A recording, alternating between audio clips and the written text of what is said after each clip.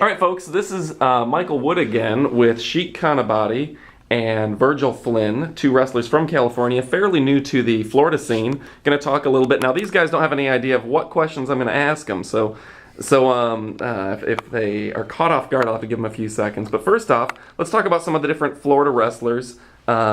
Sheik, you were just in the ring with a brand new wrestler to Florida. I don't even know his name. Real name is Mike, I guess.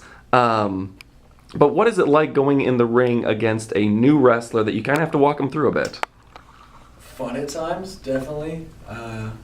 It's great to be able to stomp on his head. That was one thing I enjoyed a lot. I like chopping the hell out of him. I like kicking him in the back. More importantly, I like going in there with someone who might not know what they're doing and showing them this is the way you're going to have a match. It's going to go in this form, and without giving too much away, I'd see it as a good opportunity for me to enhance what I'm doing. Okay. Virgil, now let me ask you a quick question. And we've actually got Anthony Devlin coming on in, so we may ask him a few questions as well. Come take a seat, Anthony. Anthony, come on in. Sit on the blue thing here. We're doing a quick shoot interview with Virgil and with Sheik, and now with Anthony Devlin talking about the wrestlers in Florida and things. Now, what is it like when you're established in one area? You guys were established in California, and all of a sudden you're in a new area, and now nobody knows who you are necessarily. You kind of have to establish yourself. So what is that like? In one aspect, it's very easy. And let's clarify one thing. I'm established all across the West Coast. I travel the West Coast more than you can. Okay. Full of myself. Yes, I am.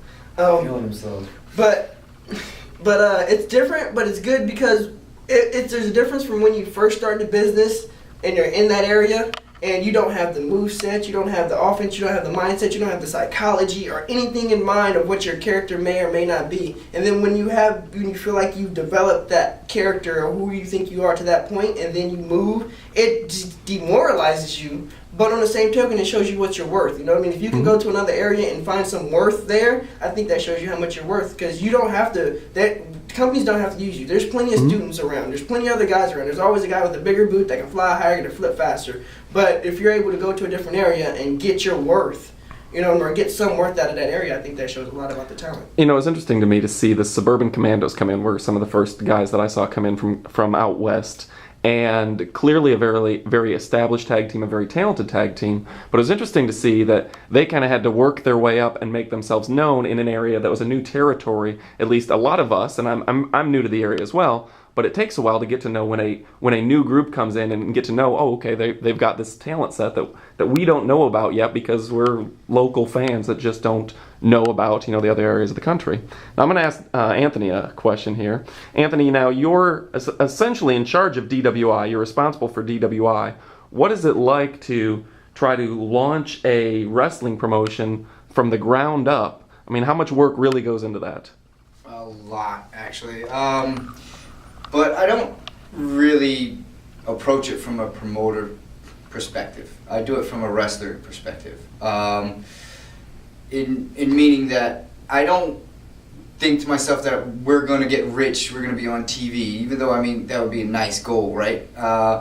But I do it so that there's a place for workers, guys coming from California, coming from up north, where there's a place where they can come and say, hey, we've worked, not that they're just straight, from being taught or anything, but we can work and we like to work with you, and just give them a forum, give them a ring to work and to show what they got, so that when there's other promotions in Central Florida, see what they have and then go, oh, well, this guy's pretty good. I want to be able to give him the opportunity to come on over to us and show our fans what we have. And in that respect, that's how I approach it. Okay. Because, there's shows almost every night of the week. There's always some place to go. But this is a place where the workers themselves can feel like they're establishing themselves, doing something to further themselves, better themselves. There's some serious veterans we got here, some old school guys, and then we have guys who are really, really, really new to the whole thing, to the whole scene, just getting their first matches, getting one or two, their second, third match here, giving those guys an opportunity as well, because just because you've never seen them, you've never heard of them, doesn't mean that all of a sudden that guy's not going to get in there and make you go, what? I want to see that guy again. You Yeah. know, and then there's guys who you were like, okay, if I never see that dude again, I will be all right. Absolutely. There are those guys. Yeah. It's the crapshoot. You Right. win some, Yeah. you lose some, but it's how you play the game. Exactly, and I mean, again, I mean, some promoters are like, I gotta get the biggest name, the biggest dude in here, like he's the biggest boot or whatever. It doesn't. I mean, it does matter to an extent, but it doesn't matter in the same token where we're a place where you can come, and if you feel that you have something to offer, and you feel that you can work and you can establish yourself because you want to establish yourself, then this is the kind of place for you. You got it, prove it.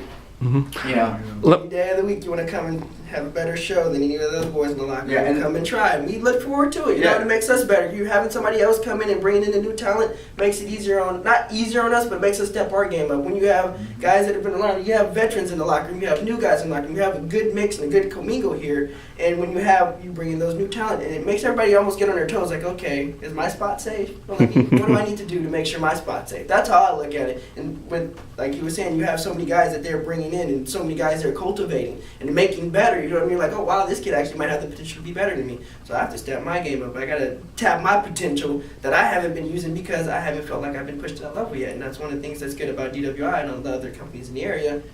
They do that. Yeah, and it's good for the fans themselves because they get to come see the guys they do like, and they have an opportunity to see new guys. Where some places it's the same cats over and over and over and over again. You know, here we really like to keep it, you know, mixed up. Keep new guys coming in. The guys who want to come here and work, who want to apply their craft here and want to, you know, be professional. They're always welcome here. You know what I mean? Because to be a professional wrestler, or on the indie scene, professional anywhere, you have to be a man of your word. You gotta be humble. Be a man of your word and be humble because, you know, like there's some real obnoxious people out there. I mean, that are not wrestlers. I mean, you got some real obnoxious fans as well. You know, but I mean, I hate that snowman. that guy is horrible. But I mean, there's some obnoxious wrestlers. There's some obnoxious fans. But stay humble. We're all in it because we love to perform, and we all had to be like grown up with wrestling. We're all wrestling fans for sure. You know what I mean? That's why first and foremost we're here, and we found an avenue to be able to train and be able to bring it to the fans. But stay humble and be a man of your word. If you give your word, if you say that you're going to commit yourself to something, commit to it because it's not just about you, it's about the other guys too.